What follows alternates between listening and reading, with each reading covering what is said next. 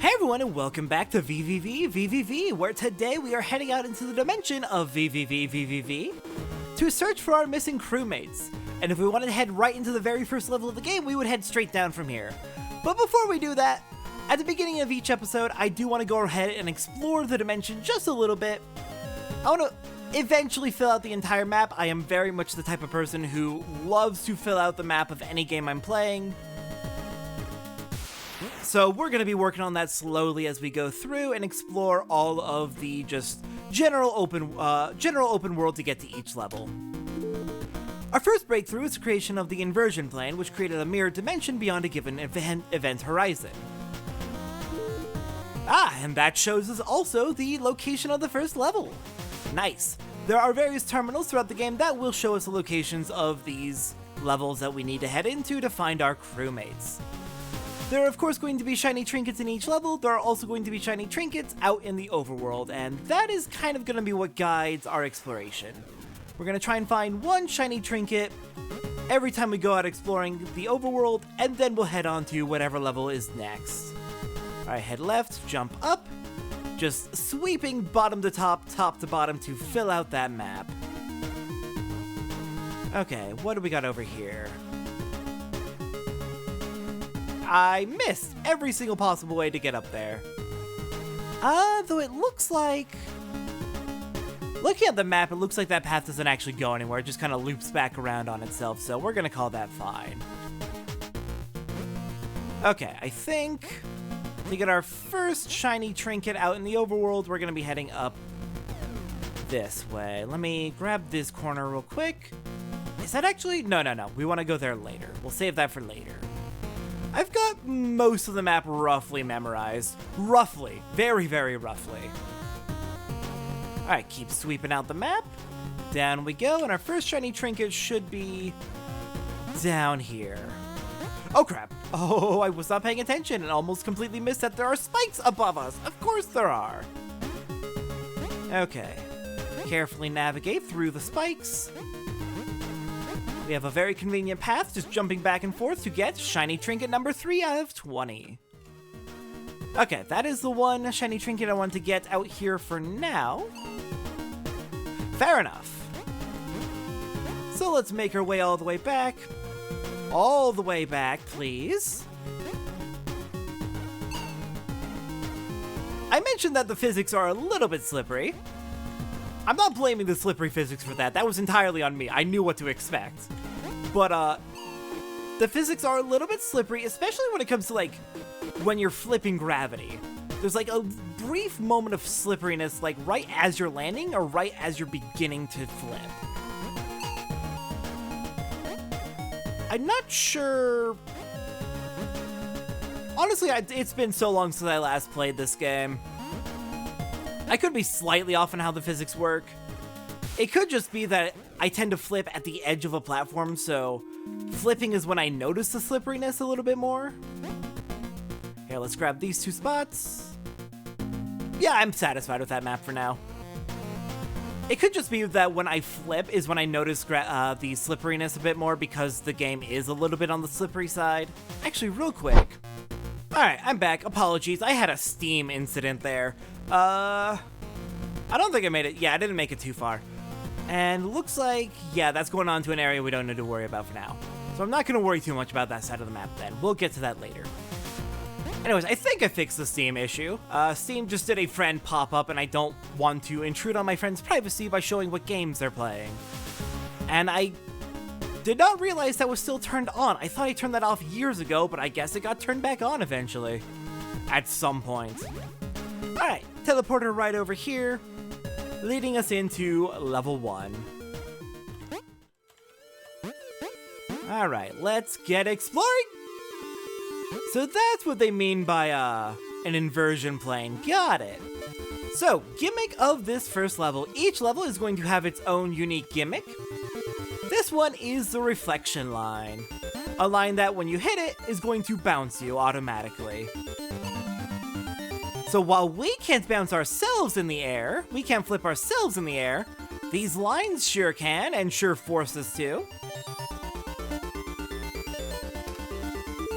It turns out that the key to stabilizing this dimension was to create a balancing force outside of it.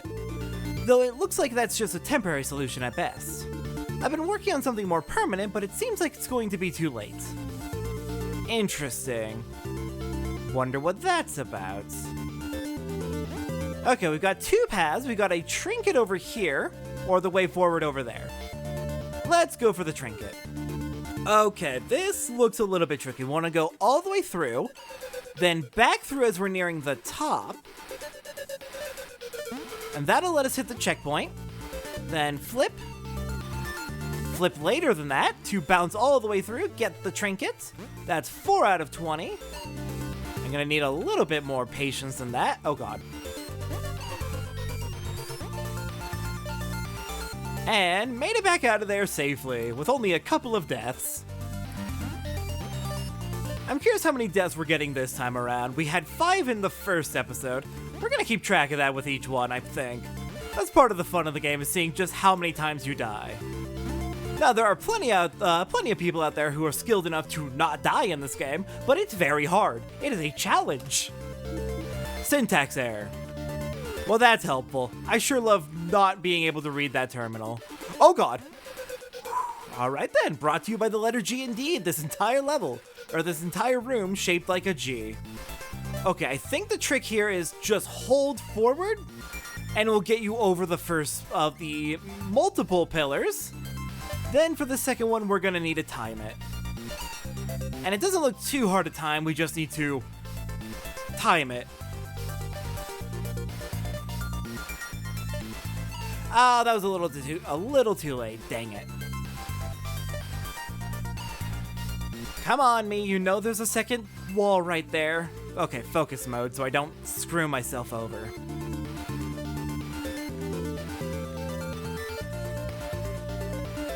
Okay, good. Made it to a halfway point. We've got a teleporter right here, and there's something over to our left. Alright, you may notice that there are no level names in this area, and there weren't any level names out in the overworld. Room names, level names are basically just when you're in the actual levels of the game. Overworld, like this room apparently, don't have names on each room. Access to the control center is still possible through the main atmospheric filters. Alright, that shows us the entrance to another level. We'll have to check that out at some point. That is not going to be the second level we go to, though. I think that'll be the last one we actually visit.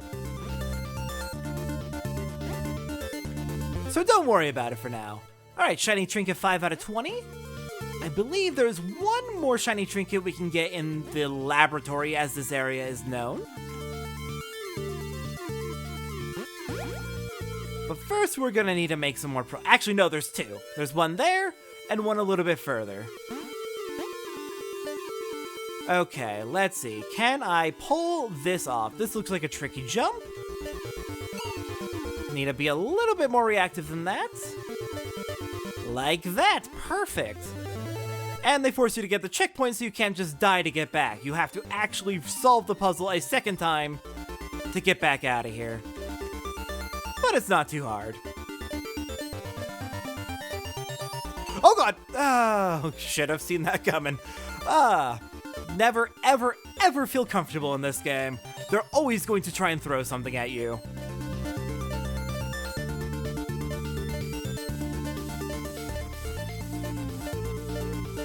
Okay, this probably isn't going to be too out of left field to say, but playing this game kind of makes me want to go play Celeste again.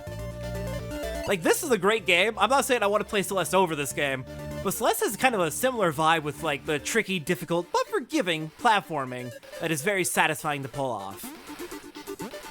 And I kind of want to go back and play through Celeste again now. This game's just put me in the right vibe for it. Okay. You're saying I'm sorry, please forgive me in these room titles. Let me guess. There's something hidden. If I can just get over that wall, and it looks like it's just about possible. Because otherwise, I mean, this isn't the easiest room in the world, but that's a little bit dramatic. Aha! What do you have hidden from me? What do you have hidden from me? A preview of multiple levels ahead, and Purest Unobtanium. 7 out of 20. Is that all of them for this first level? Let me actually check. I've got notes that I forgot to pull up. Yep, 7 was our target for today, so that is all the trinkets we wanted to get today.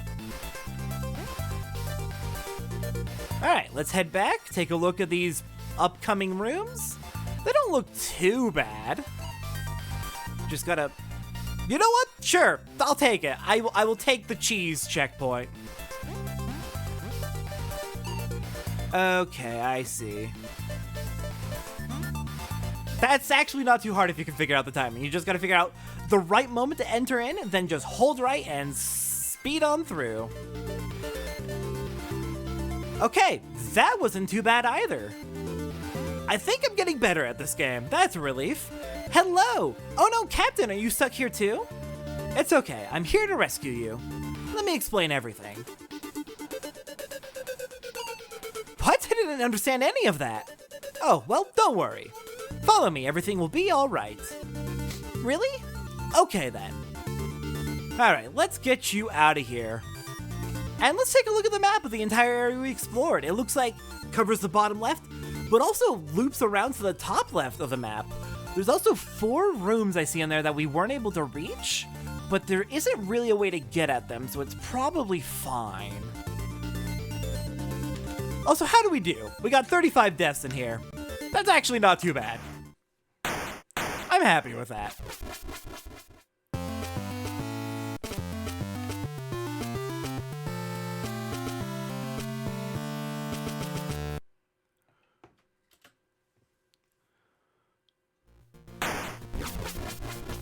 Alright, and that gets us back to the ship. Awesome, that is 3 crewmates back safely. I'm so glad to be back. That lab was so dark and scary, I didn't like it at all. Well, the good news is we are back safe, and you do not need to feel so blue. We will get our crewmates back and we will get out of here. But that will be something for us to do next time, as we head out once more to find our 4th crewmates. See everyone next time for that.